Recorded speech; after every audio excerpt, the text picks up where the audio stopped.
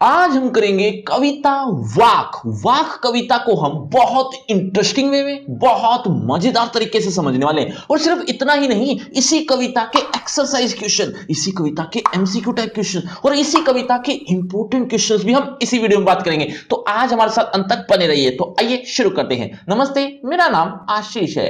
देखो बच्चों, ये कविता लिखी है कवित्री ललदत जी द्वारा। ललदत जी ने इस पूरी कविता में क्या बताया है पहले आप सुन लो, ताकि जब मैं लाइन बाय लाइन एक्सप्लेनेशन करूं तो आपको थोड़ा और अच्छे से समझ में आए। इस पूरी कविता में कवित्री ललदत जी कहती हैं कि हमें प्रभु प्राप्ति के लिए किस तरह के मार्ग अपनाने चाहिए और ऐसे मैंने कौन से प्रयास किए जो मेरे व्यर्थ हो गए। मैंने प्रभु प्राप्ति के लिए बहुत से प्रयास किए लेकिन मेरे वो काम नहीं आए। वो कौन से प्रयास थे वो भी इस कविता में पढ़ेंगे। और भी कई बातें प्रभु प्राप्ति से रिलेटेड ही है, यानी वो प्रभु को पाना चाहती है, जिसके लिए वो भगवान से प्रार्थना करती है कि मुझे आप तक पहुंचने का मार्ग प्रदान कीजिए। इस तरह की बहुत सी बातें इस पूरी कविता में पढ़ेंगे। देखते जाइएगा, सुनते जाइएगा, अच्छा समझ में आ जाएगा। देखो, रस्सी कच्चे धागे की खींच रही मैं नाव, जाने कब सुन मेरी पुकार, करे देव भव सागर पार। अब इस दो पंक्तियों में क्या बताया है पहले आप समझ लो। इन दो पंक्तियों में नहीं बल्कि इन चार पंक्तियों में क्या समझाया है पहले आप सुन लो। देखो बच्चों, जैसे कच्चा धागा होता है और उसी कच्चे धागे से नाव को अगर खींचा जाए, यानी कच्ची रस्सी है उससे अगर नाव को खींचा जाए,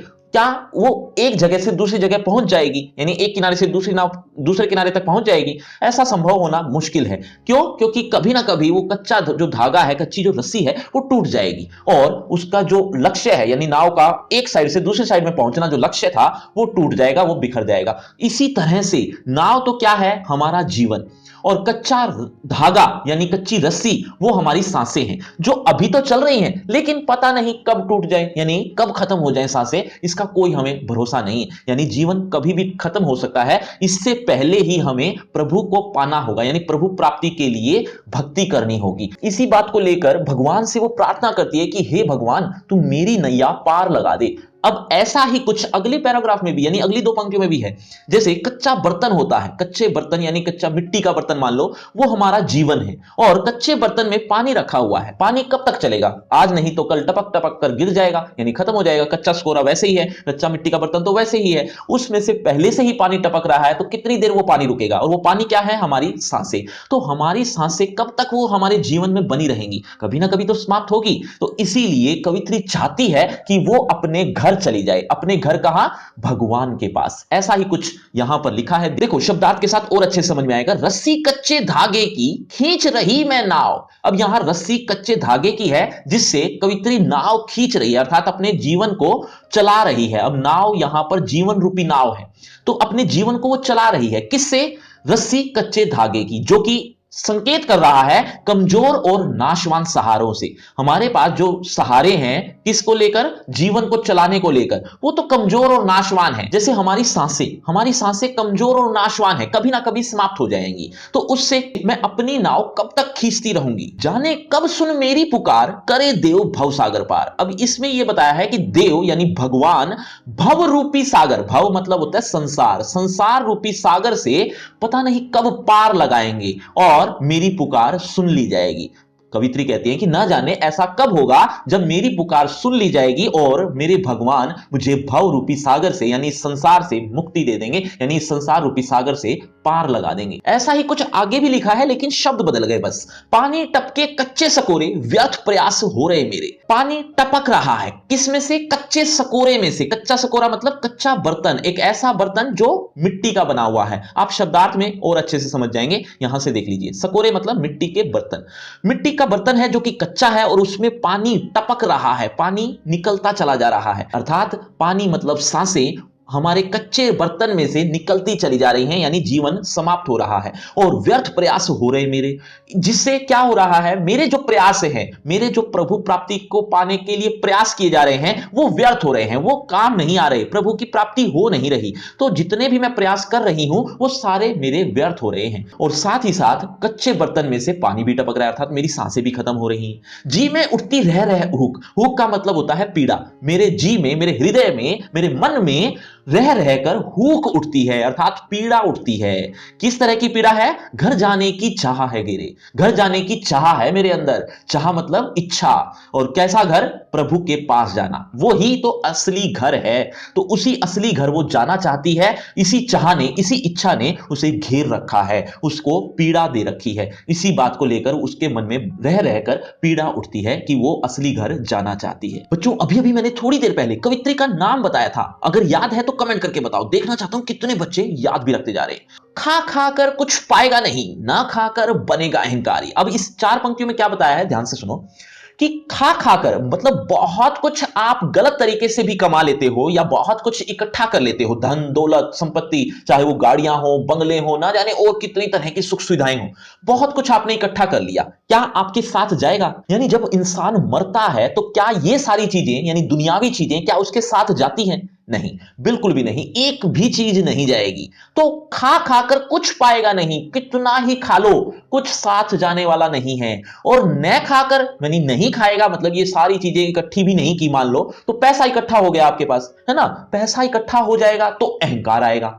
मतलब दोनों ही अवस्थाएं आपके लिए बहुत बुरी हैं। दरअसल मनुष्य को इंद्रियों को वश में करना चाहिए। इंद्रियां होती क्या है? जैसे कान, नाक, मुंह यानी त्वचा कह सकते हो, ये त्वचा है। इसी तरह से आंखें, ये जीभा, इस तरह की ये इंद्रियां ही कहलाती हैं। ये सारी इंद्रियों के कुछ काम हैं। जैसे आंखों का काम है देखना, है ना, ये इंद्रियों के ही वर्क हैं।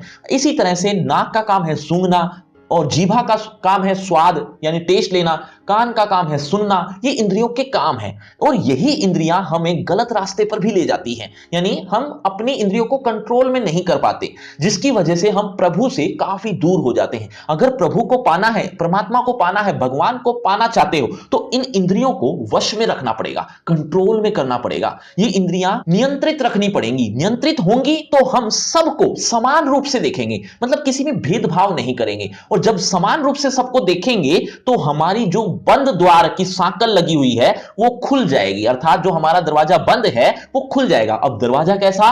वो दरवाजा है प्रभु को पाने का, वो प्रभु प्राप्ति का जो बंद द्वार है वो खुल जाएगा इन चीजों से, यानी इंद्रियों को वश में करने से। ऐसा ही कुछ लिखा है इन चार पंक्तियों में, देखते रहिए।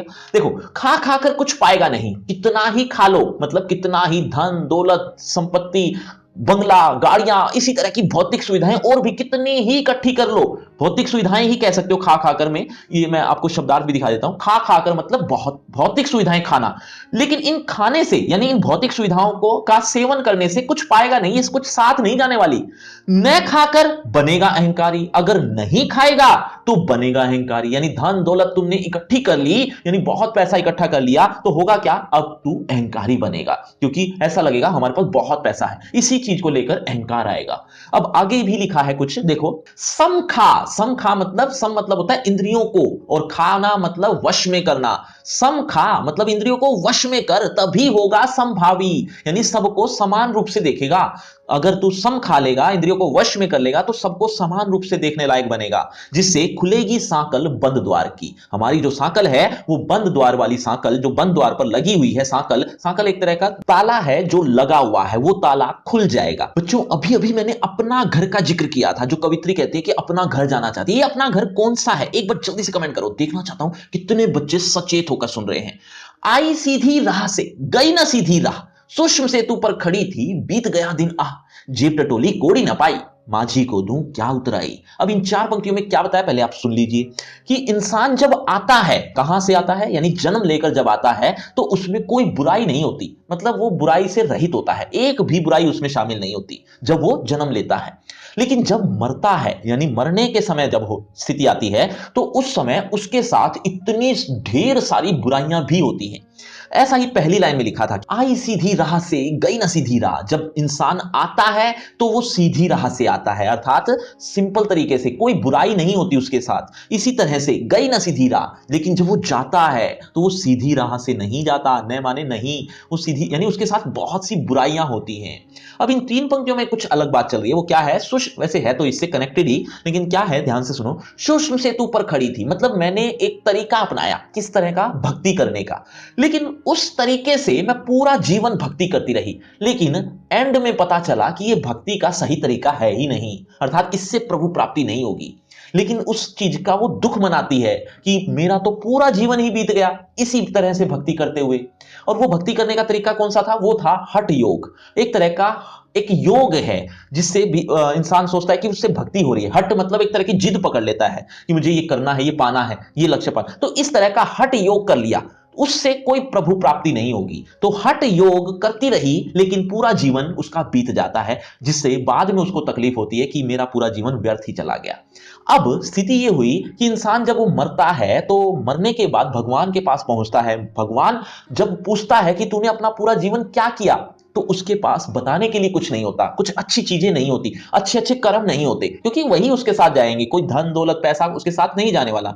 एक एग्जांपल से समझाता हूं जो इसमें भी आया हुआ है कि जैसे पहले के जमाने में ऐसा होता था कि किसी नदी को पार करने के लिए एक स्थान से यानी एक किनारे से दूसरे किनारे पर जाने के लिए नाव का इस्तेमाल होता था, और नाव को चलाते थे नाविक। नाविक जब पैसेंजर को यानी राहगीर को एक स्थान से दूसरे स्थान पर जब छोड़ता था तो उस समय राहगीर को किराया देना होता था। होता ही अब भी है ये स्थिति। आज आप ऑटो से, बस से या ट्रेन से या किसी भी तरह से सफर कर रहे हैं तो obvious बात है किराया तो देना ही होगा। उस तरह से पहले भी नाव का किराया देना होता था। तो जब कोई इंसान जेब टटोले और उसके पास पैसा ना हो तो क्या दे उस नाविक को, है ना? नहीं दे सकता ना। इसी तरह से नाविक तो है वो भगवान, और पैसेंजर हैं हम लोग, यात्री यानी हम लोग हैं जो हम किराया नहीं दे सकते अगर हमने अच्छे कर्म नहीं किए। अच्छे कर्म अगर हमारे साथ हैं तो हम उस भगवान को दे पाएंगे। इसीलिए हमें अपने जीवन में अच्छे कर्म, एक अच्छी तरह से भक्ति यानी प्रभु को पाने के लिए भक्ति करनी ही चाहिए। ऐसा ही कुछ 4 पंक्तियों में यानी 3 पंक्तियों में कह सकते हो। पहली लाइन तो मैं करवा चुका हूं। सूक्ष्म सेतु पर खड़ी थी। मैं कुछ आपको शब्दार्थ भी दिखा देता हूं जिससे आपको थोड़ा और आसान हो जाएगा। सूक्ष्म सेतु क्या होता है? सुषुम्ना एक नाड़ी होती है। आप इस तरह से आप शायद ना समझ पाओ। सुषुम्ना एक नाड़ी होती है जिससे भक्ति, मतलब एक लंबा प्रोसेस बताने से अच्छा है कि आपको मैं शॉर्ट में बताता हूं कि एक तरह का हठ योग है।